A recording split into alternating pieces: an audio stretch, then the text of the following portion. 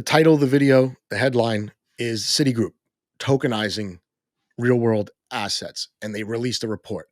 I found out about it before they released the report. And I was like, oh, I got to talk about this on the live stream. So, what is this about? We're not going to read the whole report, but I recommend reading the whole report if you care at all about institutional adoption and how they're actually going to use the tech, what tech they seem to be preferring over others, and maybe why. But again, this is a public document. I linked it down below, just a PDF. And this was a test. And from what I gather, a pretty successful test. They go into the background information. Why are they doing this? Well, they want to leverage blockchain, distributed ledger technology, to change the way assets are transacted and also accounted for. They discuss some of the challenges, but they also discuss what they actually tested and steps going forward. And they do point out, and I know this is a little small, it says the transition from traditional to digital infrastructure is complex. From what I understand, the infrastructure that banks currently use is extremely outdated. And this is why Bitcoin was invented partially, right? To, have faster settlement and, double spend and all that. So here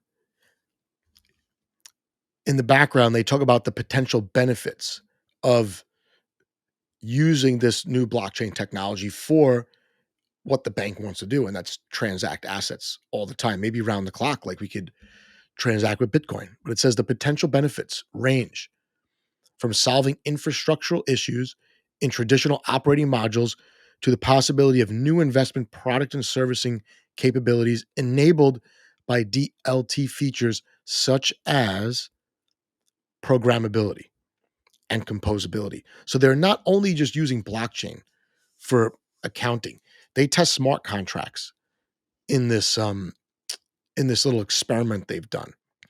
And here they lay out the value proposition of tokenized funds, right? Tokenized assets. And number one is they could streamline things using smart contracts, right? Smart contract driven processes. They enable automatic settlement, life cycle management, and compliance checks. All this is going to be automated by smart contract. It looks like, or it could be, I should say. Reduced counterparty risk, increased speed and cost savings, streamlining. This is big for banks because they really don't run a streamlined business to begin with. I mean, these banks are spread out all over the world. They're transacting different currencies with different banks, with individuals, with businesses. And from what I understand, a lot of these transactions, just because you put a transaction through ATM withdrawal or something like that, transaction might take days to actually settle. I've seen up to like 7 to 10 days for certain types of transactions. Another value proposition of tokenized funds, access to new customer segments, right? Potentially reduce high minimum investment thresholds, which keep alternatives out of reach for many accredited investors. Tokenization could enable access to a more digitally savvy customer base comfortable with wallets and tokens. A lot of people in the 25 to 30 age group, they've never traded stocks, never held stocks. They don't care about stocks, but they are completely crypto savvy, right? Completely crypto savvy.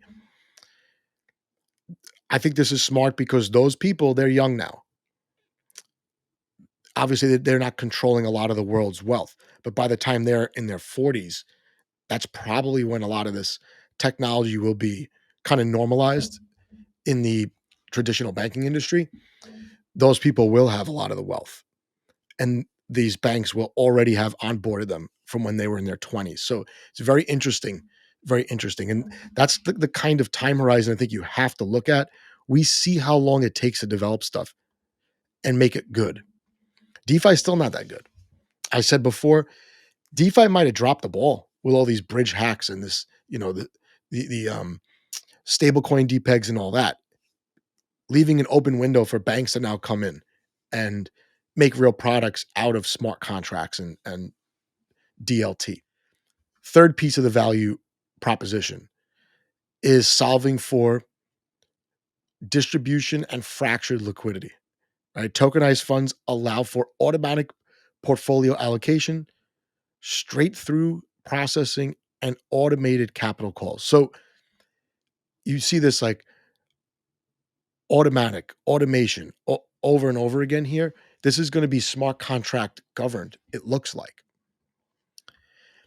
And here's where they describe this proof of concept. It's on a permissioned institutional test subnet. They use Avalanche.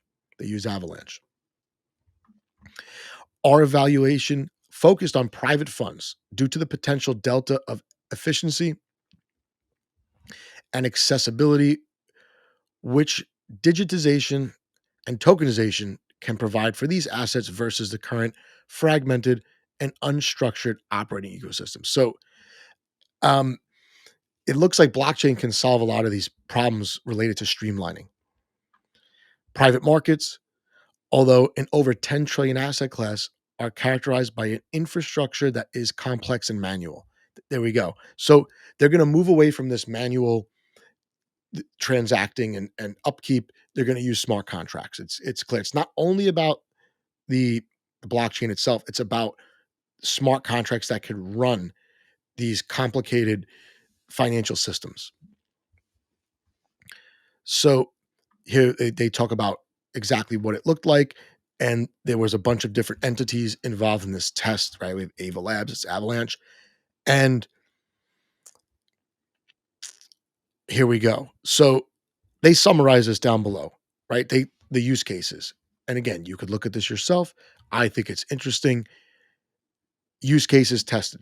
Number one, see if I can make this bigger without messing up the screen. A little better.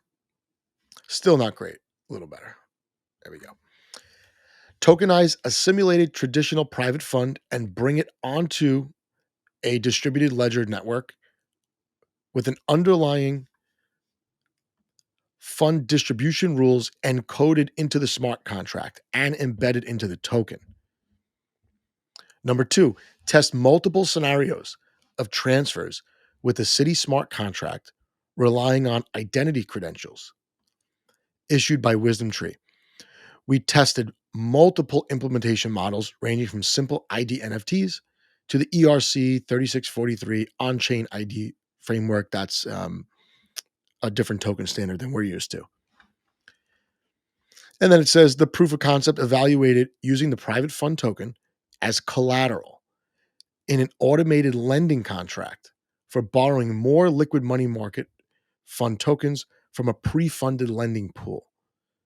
Right? So the loan was subject to a haircut and collateralization ratio based on parameters that were set ahead of time. So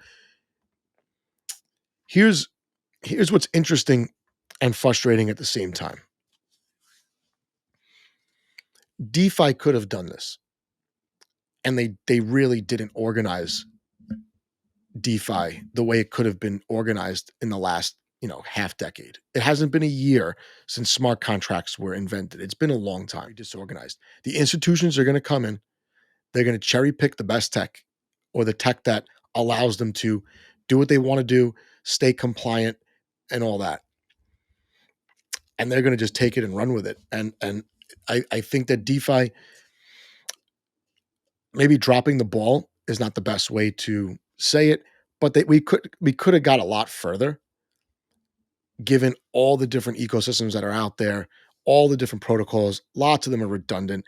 We have kind of developers spread out to all these different places rather than working in less ecosystems, pushing the needle forward a lot further. So institutions come in, like I said, they're going to make this better.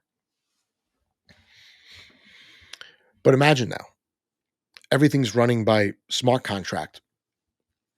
You and I are basically power users of DeFi now. This technology, the traditional finance institutions are using, it's really for us, right? And it's for the younger people that maybe they never plan to buy stocks, right? It's really for us and them. We have to follow. Citigroup is just one bank. They're all doing it maybe they're not making it public. In an early live stream a couple months ago, we did talk about an institution, JP Morgan, and you could look at this in my old videos if you're interested.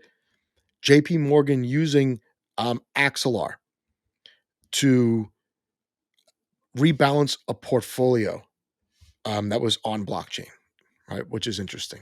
So, Citigroup, JP Morgan, Citigroup, I'll keep digging. We'll find more of these banks leveraging blockchain, distributed ledger technology, tokenization. We talked last week or the week before about Solana rolling out these token standards. We'll see if banks start paying more attention to Solana. It looks like they're on the right track because they're able to offer these different token standards. The banks will pick and choose which ones benefit them.